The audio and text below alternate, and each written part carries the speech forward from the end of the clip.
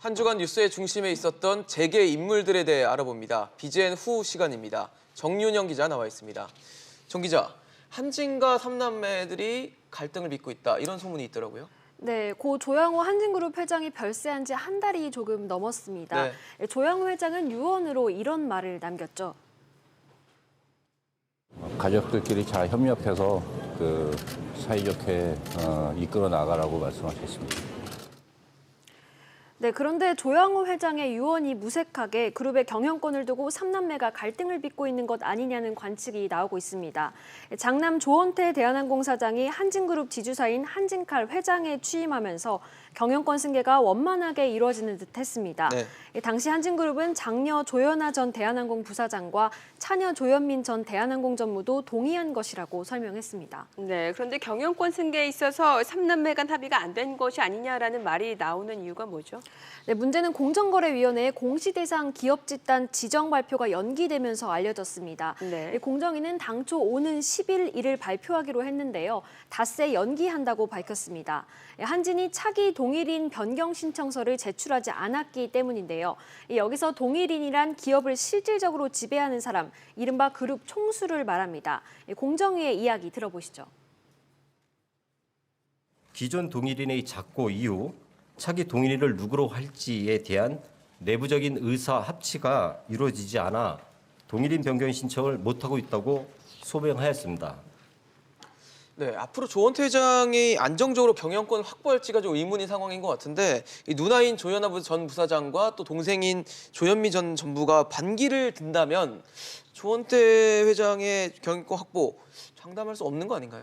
네, 일단 한진칼 지분을 보면 조원태 회장의 지분이 2.34%인데요. 조연아, 조현민 씨도 2%대로 지분율 차이가 크게 없습니다. 고 조양호 회장의 지분은 17.84%입니다. 조원태 회장이 아버지의 지분을 상속받아야 하는데 상속세 부담도 큰 데다 경영권을 지키기 위해선 두 자매의 협조가 필요한 상황입니다. 네. 자, 그리고 오늘이 10일 이건희 삼성전자 회장이 쓰러져서 병상에 누운 지 지금 만 5년이 되는 날이죠. 네, 이건희 회장은 지난 2014년 자택에서 급성 심근경색을 일으켜 병원으로 옮겨졌습니다. 이후 시술을 통해 심폐기능을 되찾긴 했지만 아직까지 입원 치료를 받고 있습니다.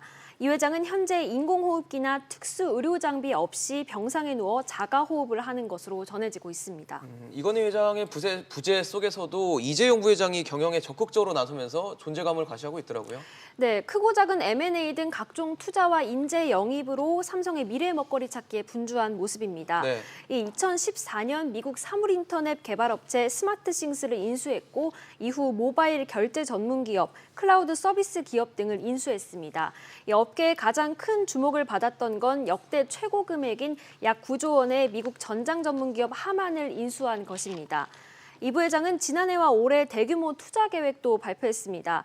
지난해에는 인공지능, 5G, 디스플레이 등에 180조 원을 투자한다고 밝혔고 최근에는 시스템 반도체에 133조 원을 투자한다고 선언했습니다. 메모리에 이어서 파운드리를 포함한 시스템 반도체 분야에서도 당부하신 대로 확실한 1등을 하도록 하겠습니다. 굳은 의지와 열정 그리고 끈기를 갖고 꼭 해내겠습니다.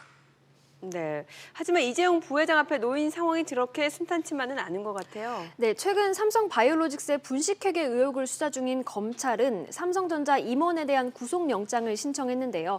삼성바이오 수사가 그룹 전반으로 확대되는 분위기입니다. 앞서 이재용 부회장이 2심에서 재판부는 경영권 승계 작업이 없었다고 판단했는데요. 이번 수사에서 승계와 관련된 정황이 나올 경우 이 부회장에게 치명적일 수 있습니다. 일각에선 대법원 판결을 늦춰야 한다고 주장하고 있습니다. 이 부분은 앞으로 여야 간 정치 쟁점이 될 소지도 있을 것 같습니다. 네, 정 기자 얘기 잘 들었습니다. 잘 들었습니다.